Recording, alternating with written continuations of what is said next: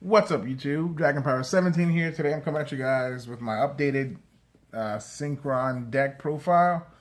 I've gotten some more of the Dual Saga stuff, so I decided to give it a little update and show you guys what the new changes are. Starting off the bat, we've got triple Quick Draw Syncron, triple Junk Synchron, one Jet, and two Jet Synchron, one Unknown Synchron. A little bit of context. So I decided to, looking at my last comments, there's a lot of comments about some changes, and I really appreciate that. I love the input. I encourage more people to kind of tell me what they think of it, like, because if I want to make the deck better, more eyes looking at the deck might be a little better than just my eyes alone.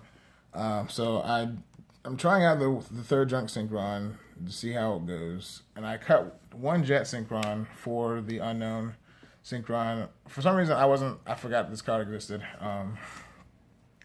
So I'm running it now, and we'll see how it goes. And this rounds out our Syncron. I don't know. I probably wasn't thinking about it when I first profiled. I think maybe I talked about it. If I did, then I don't remember why I wasn't running it. But I'm running it now, so it makes it a little better. On to our non-tuners. We got the triple level leader, triple Doppel Warrior, double Quibbled Hedgehog, and double Clear Effector. So these are all standard. You still run these. The double Clear Effector I added to try out. The effect is really good. You get to draw a card if it's used as a synchro material, and the monster summon with it can't be destroyed by card effects. So you can just shoot.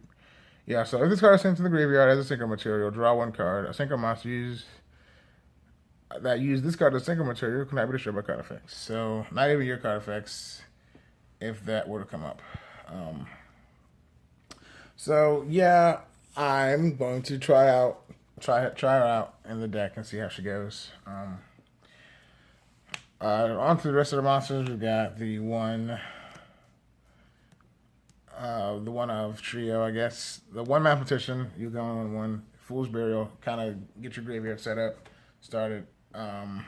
The Syncron Explorer is still decent if you open it and you can go into the first turn Quasar. Otherwise, it's kind of blah. And Calico Clawcrow is really good still. If you have a Dark Monster, you can switch his own from the hand, and it's a free level 2 monster. Why not use it, I guess.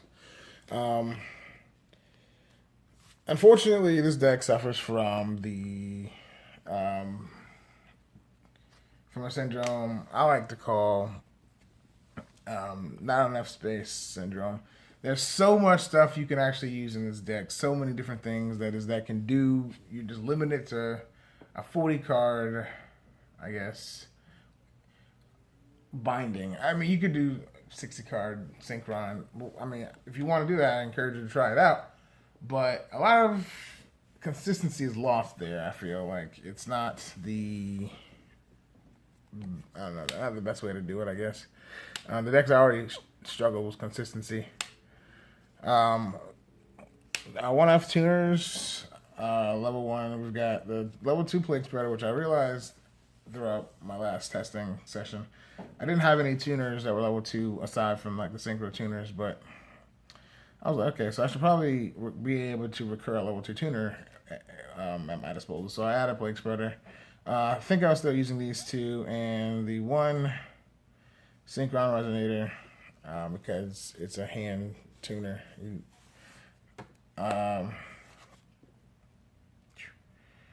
our last two monsters, we've got one Maxi, one Effect Veiler to run out our monsters. There's so many other things you could use. Like, I wanted to use Ghost Ogres and E-Tail and all that fun stuff. Just very tight confinement of space. Onto our spells, we've got the triple tuning. Self-explanatory. Triple allure for our myriad of dark targets. I added the third Junk Synchron. I'm trying out the third allure. I added two and then I switched around and added the third junk Syncron.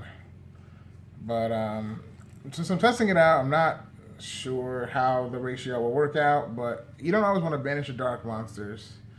So that's one thing to just keep in mind, which is why I was considering running 2 of that and maybe an upstart or something. But I've just said, fuck it. Run 3 and see how it goes. Onto our one-ofs, we've got the 1 Roto, 1 for 1, 1 Foolish, 1 Soul Charge. And that right there lines up, that it ends up our spell lineup. And then our traps, we have 1 Imperial Order, 1 Solemn Scolding. So the traps are kind of different. It makes me really sad, actually, because I'm trying to add in some of the new stuff that I added, like the clear factors and the third junk Syncron and all of this, that, and the other. And it kind of makes me sad to have to cut trap cards, because I feel like the deck's power is definitely there.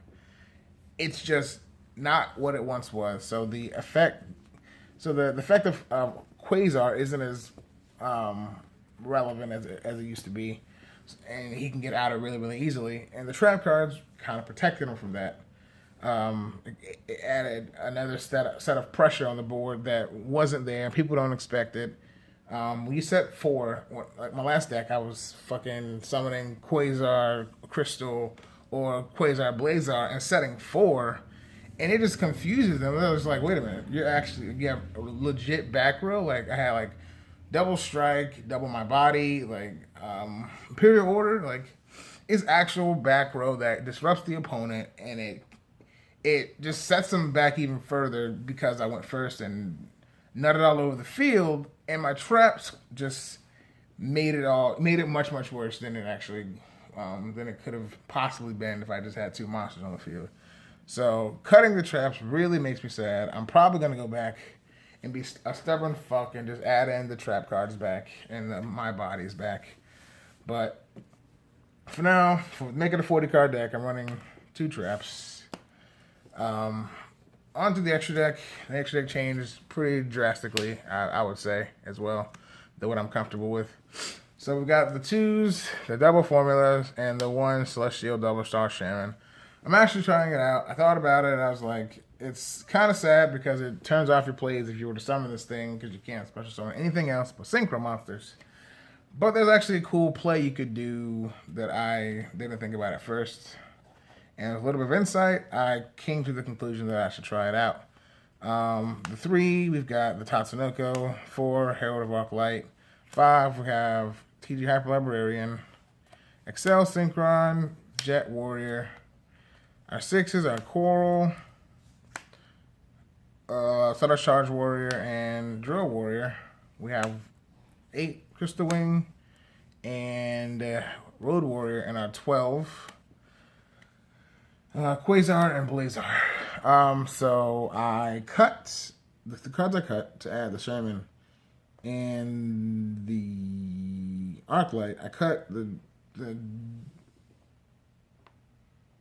Junk Berserker, and so I had a brain fart. Junk Berserker and Trishula. So the Junk Berserker makes me kind of sad too, just because it was part of my combo into into Crystal Wing, because you were able to make Berserker really easily with a quick draw, and then summon out Jet Syncron from the grave by discarding a card, and out comes Crystal Wing. So now I'm probably going to end up having to use a fancy level leader Shabloom to level lead, quick draw to summon this thing, and then somehow Plague Spreader, I guess, will have to be the way to do that. Or one of these guys will be able to do it.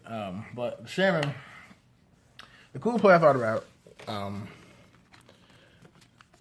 so I guess after you're established, let's say you like have a board of like, I don't know, this is hypothetical.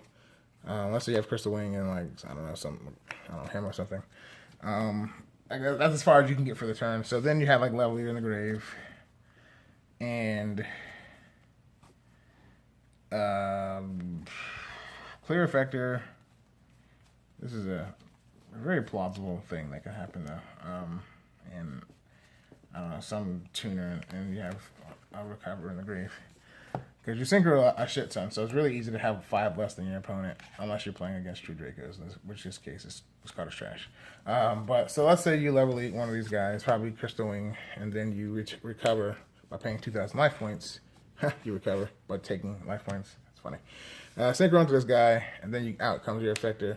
First, you get to draw a card because of synchroning this guy, and summon this guy, and you could go into a terrible card like Stardust Warrior, which isn't terrible, but then you're gonna go into Herald of Arclight, and this is you can't be destroyed by card effects, and you get to draw another card. You can't be destroyed by, and then draw another card because of clear effector. So he can't destroy by card effects, and he's like a Solemn Judgment essentially. He can negate.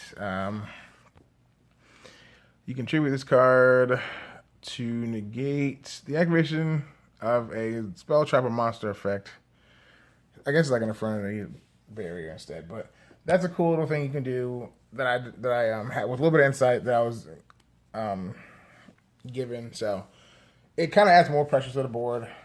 He's indestructible by card effects, so that's something your opponent could have to worry about later on. But so that's the deck profile, guys. I hope you enjoyed the update of. Let's see what you drew, by the way. I forgot the deck is still profile stacked. So, but well, if you did draw triple tuning, that'd be pretty broken actually. You just be like tuning. Too bad you can't special anything else because of this piece of shit card, but whatever. But that's the deck profile, guys. If you liked it at all, enjoyed the updates, some of the feedback that I incorporated, leave a like, smash the like button, subscribe for more Yu-Gi-Oh content. My social media stuff will be in the description. I'm working on a Facebook page and a few other things that I'll probably update you guys more info in the upcoming week. I've got a spicy new deck that I'm also waiting to profile. I'm waiting for a few cards to come in the mail. So with that, look forward to that. And this is Dragon Power 17. I'll catch you in the next one.